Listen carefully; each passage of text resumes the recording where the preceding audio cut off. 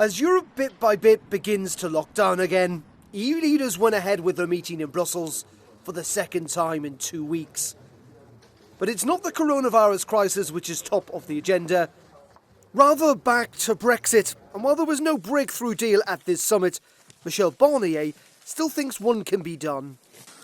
We are absolutely determined to reach a fair deal with the UK. We will do everything we can, but not at any price, as mentioned by Charles Michel right now. My team, our team, and I will continue intensive discussions over the coming weeks.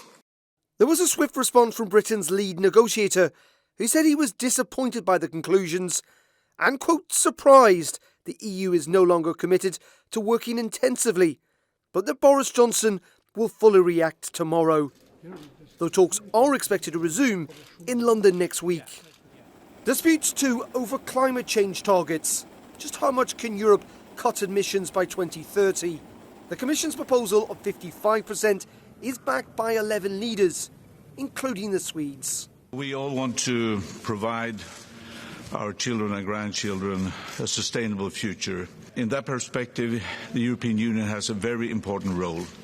And that is why Sweden, together with a number of like-mindeds, took the initiative to now talk about the necessity to also stand behind the Commission's proposal, making sure that we decide a new 2030 target in December, meaning that we wanted to reduce the emissions by at least 55%.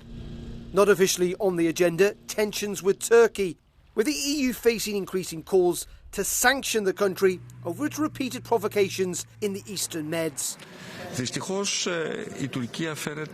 Unfortunately, Turkey seems to remain consistent in her provocative and aggressive behavior. The same consistency must be shown by the EU regarding the implementation of the decision it has taken, in so that this behavior has relevant consequences.